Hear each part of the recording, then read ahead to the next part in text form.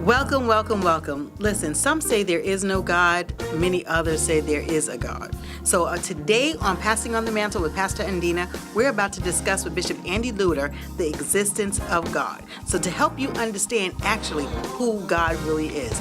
Welcome, Bishop. Thank you, Pastor. I'm so delighted to be here. Listen, the Bible coach. The Bible coach. Who else could do this but you? Thank you for the opportunity. Love it, love it, love it. Listen, you know that we're living in a society now, and I did an episode where we were talking about atheists, and I was talking about how now college campuses are embracing this Darwinism and this exclusion and all of this stuff. Please, let's break this down, but to God, humanity, and the existence of God from Genesis to Revelation. Quite a task. Yes, Quite a task. yes. What you could do? Since we were talking about the reality and the current state of affairs as it relates to college campuses, let me just try and put it in a scholastic context. Coming out of the Protestant Reformation, there is an era of time, a season, that's called the Age of Enlightenment. Mm-hmm. It's also called the Age of Reason. And it insisted on epistemology, and it was the first time in human history when man insisted that there be empirical evidence for the proof of the truth of a thing. Yes. Now, up until that time, the church had enjoyed the latitude and the privilege of what in Latin is referred to as sola ecclesia, which literally meant only the church. Yes. So a thing was true simply because the church said it was true. Yes. It didn't have to be verified Right. or validated, independent of that, but simply because the church said it was true, it was true. Now, the Age of Enlightenment, with names like Rousseau and John Locke and Francis Bacon, this emergence of epistemology, where evidence became so necessary Yes. to prove the truth of a thing. Now, on the heels of that, the church nearly goes out of business. Yes. Now, this is not something that we really like to talk about because we're somewhat embarrassed by the fact that in the 16th century and the early 17th century, the dominance and the popularity of the Age of Reason and the Age of Enlightenment nearly cost the church its existence.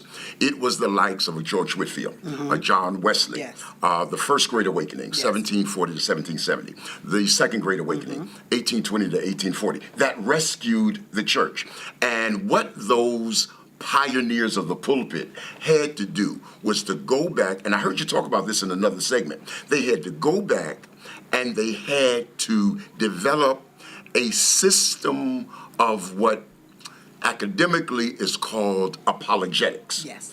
which comes from this whole idea of inquisitor nator, the defender of the church. And one of the things that they had to do, because the Bible wasn't readily available to everybody didn't have the Bible, so you couldn't use the Bible as a proof text. You couldn't say, go to John 3:16, and John 3:16 says, for God so loved the world that he gave his only begotten son. Therefore, you know that God loves the world, because it took 8 years for a single copy of the Bible to be written. Therefore, it was unavailable to the masses.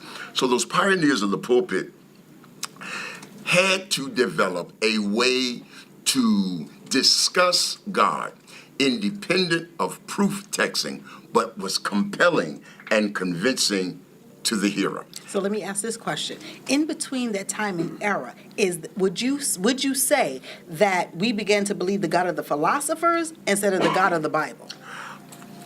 I would say yes. Okay. I would say that philosophy was established as a criteria to determine a truth of a thing. Now, let me kind of go back to the church community and the faith community, because the faith community responded by developing the vocabulary and the ability to talk about God independent of being bibliocentric. Okay. Let me give an example. So I heard you talk about Darwin, and so Darwin talks about evolution, and there is this classic conflict and tension between faith and science. And so faith would say that man evolved from lower levels of life. And they would further argue that it is the evolution that decides how we are and what we are.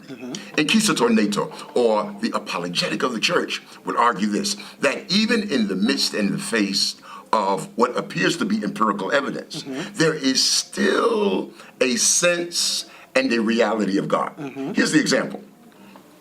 Scientists will tell you that the gene that determines the left hand from the right hand is identical. It is indistinguishable. Right. You cannot tell the difference genetically between the left hand and the right hand. Right. So the question becomes, if the genes are identical, what determines what hand is left and what hand is right? It has to be a greater power. Right. And so the reference, the ability to say that even in the midst of your own discipline, there is evidence that there is a higher power involved in the development of man.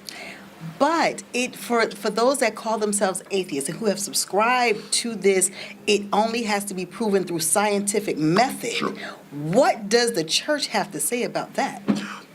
The church takes the position that while I can argue ideology and I can discuss with a greater sense of intellectualism your philosophy and your intellectualism, what is undeniable is my testimony. Okay. Because you can't argue what God has done for me. True. I can argue the Bible. I can argue the development of biblical literature. I can argue sacred literature. But I can't argue what God has done for you. And your personal testimony becomes the most compelling evidence that proves that God is real to you. Now, I take the position that my sole responsibility is to convince myself that God is real. Okay. I am under no duress or obligation to convince you that God is real. If I know that God is real and I live in the reality of my knowledge of what God is for me, if that ain't enough to convince you, then nothing else So let me will. argue this point. Okay. Let me argue this point. So now, for those, we have generations of young people and older people that have never been to church. Ooh. Never heard of it, and or I was raised in it and then I left. Now you 85 years old and you haven't been to church in 30 years. And you cannot longer live off of what you knew from when you were 5 years old when the pastor baptized you. Now you have grandchildren and great-grandchildren who have never stepped foot across the threshold of the church. How are you supposed to tell me that if I'm believing that there is no God, I can't testify to your testimony? Sure. I can't testify to the things that you saw.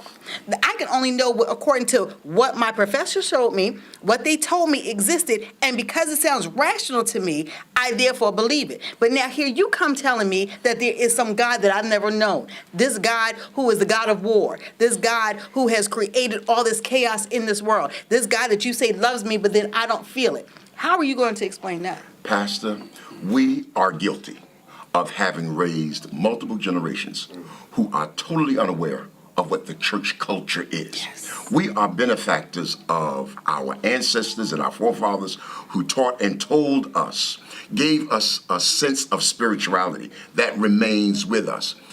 The challenge of this era and this day is to reintroduce God to a generation that has been devoid of God. Let me argue how that very well may take place. There are items within the body that forces the body to heal itself.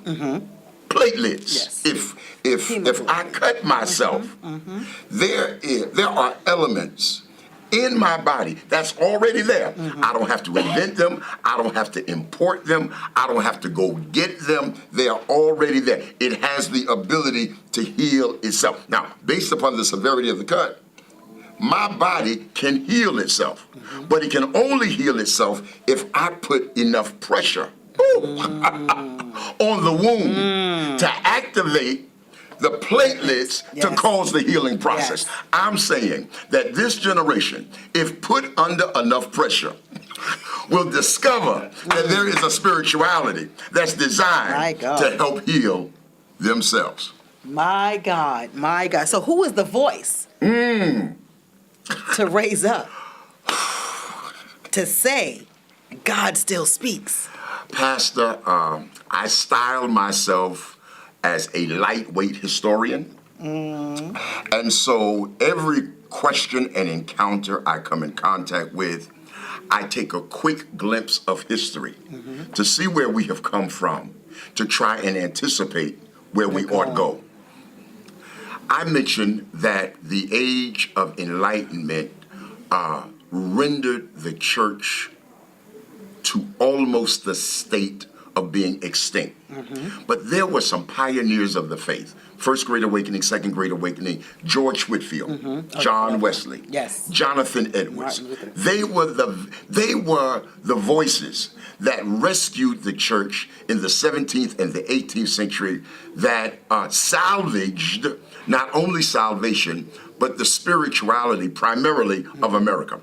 I am convinced that just as God produced pioneers of the pulpit in that day, who were willing, now watch this, who were willing to step outside the box and approach ministry in novel and new ways. Up until that time, liturgy and worship was something that took place in church. It was something that took place at a gathered time, a certain time of the week, a certain day of the week, with a certain order that was regimented, rigid, and unbending. You take a John Wesley, you take a George Whitefield. They went to the streets. They started tent revivals. They had open air meetings. The point I'm making is they concluded that to do what the church has always done was certain disaster. I cannot identify with specificity who the new voices are. But I would say to you, Pastor, that the voices are going to be those who have the daring, the brilliance, and the courage to do things in a totally different way. And we could sit here for the next hour and talk about ministries that are novel, that are different. I don't want to start calling names because I have too many friends around the country, and I don't want to start getting phone calls. But you understand what I'm saying? Yes, I do. My point is, those who are still doing the call to worship and the devotional service and the traditional approach are finding that they're seeing blue, purple, and red, because that's the color of their empty pews. But those who are daring enough to say, I'm going to try this just a little bit different, those are the voices, those are the Whitefields, those are the Wesleys, those are the Jonathan Edwards of this day and this time that will do for us what the pioneers of the pulpit have done in the past. Here's my argument. My argument is that the age of information, the internet, technology, what we're dealing with today is doing to the church today what the age, the industrial age, and the age of enlightenment did 400 and 500 years ago. And just as there needed to be a first and a second great awakening then, perhaps, Pastor, we need a third great awakening. Perhaps you need to lead the third great awakening and become the Georgiana Whitefield of the 21st century, so that when the Lord does return, he has something to return to. So now let's talk about that, because, you know, there are many that don't even believe in the doctrine of hell. They don't believe universal reconciliation. Exactly. You know, between that and inclusion, I'm like, what are we doing? So those that don't believe, because, you know, there's so much between those that don't believe in hell, those that are practicing Satanism, then those that are practicing, you know, this whole universal inclusion belief. Please, let's just talk about that for a moment. Okay. Passing on the mantle, pulling off the Band-Aid. I think, Pastor, one of the things that we're required to do is we have to be informed enough with what is out there that we don't castigate, criticize, and condemn without understanding that perspective. I take the position that only in understanding that perspective can we respond to it effectively. I happen to be on a panel with Carlton Pearson at Harvard University about 2.5 years ago. And he forwarded this idea of universal reconciliation and inclusionism. And he made a point. Now, I'm gonna recite and repeat the point for the purpose of providing a perspective before answering the question, what do we do about it? And he argued this, and from a rational point of view, you won't be able to deny how reasonable the argument is. His argument at Harvard was, We all believe that everybody's a sinner. Would you not agree? Okay, I agree. However, does one have to believe in Adam and Eve to be labeled a sinner?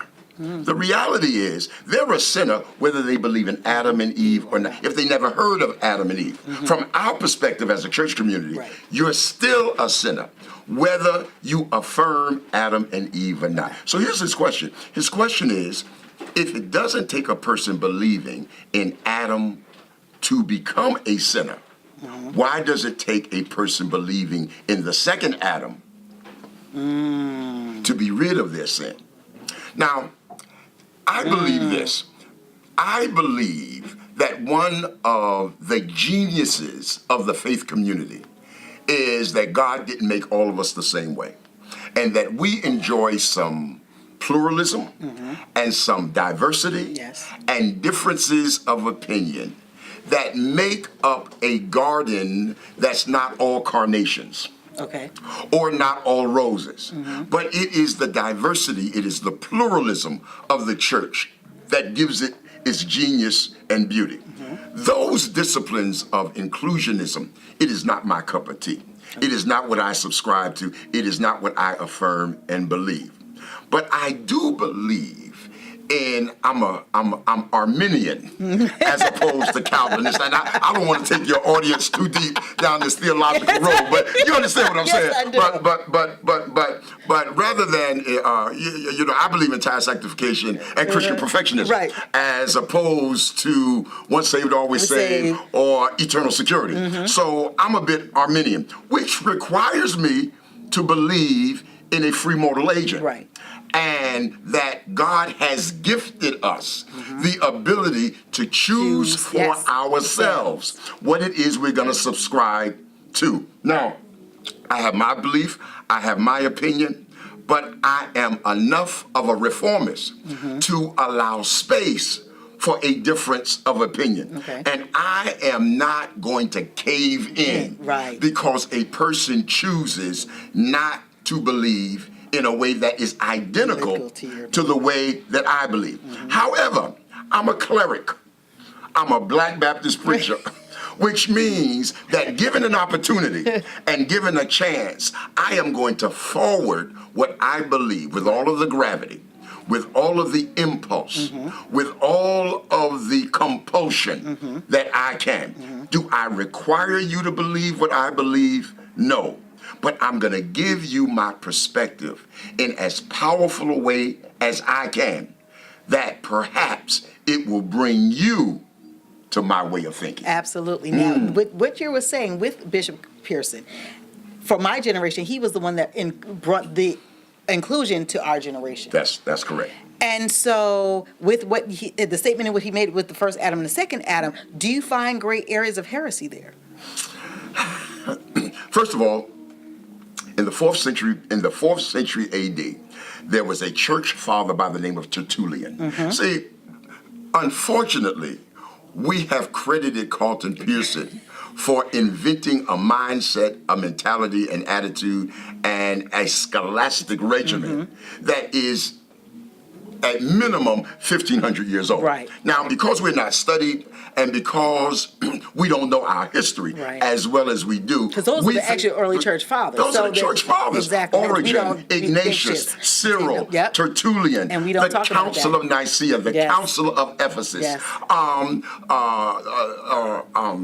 Hypostatic Union. Yes. What I'm saying is, ain't nothing new under the sun.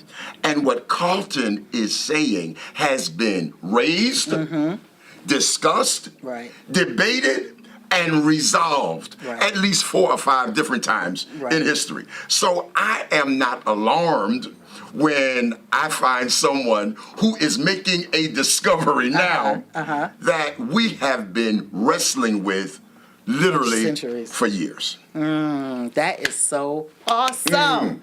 Awesome. Bishop Andy Lewter, the Bible coach. Listen, I'm sure you all got something definitely with this information, and this is definitely going to be an open discussion. We will definitely have you back again. Thank you. I would love to go because back. I definitely want to talk about the early church fathers. Sure. I mean, some of us haven't even studied that since seminary. It's like, come on, this generation don't know anything about that. All they know is they heard of the disciples, and that was it. But you forgot, before that there was, again, Nicholas Ignatius and all of those that came out before then who had to follow. So, okay, before we get into all that, definitely so. We're going to definitely have you back so that we can talk about the early church fathers, talk about the apostolic creeds and all that things that we do not practice in our churches today. And this is the reason why we have what we have. Sure. And these are the reasons why we are supposed to do what we do. And these are the reasons why we're supposed to keep the foundation and doctrines of the church. Indeed. Thank you, Pastor. Thank you so much again. It's been such a pleasure. I'm glad to have you. I don't get an opportunity to discuss church like this often, so thank you for the platform and the opportunity. Listen, this is the Bible coach. I'm telling you, you can find him online. He pastors Hollywood Baptist Church in Amityville, Long Island. So there's also a location in Jamaica, Queens. So listen, if you reach out to me at ptmu1.com, you will be able to get more information about Bishop Andy Lewter, the Bible coach. Stay tuned for another episode of Passing on the Mantle with Pastor Undena.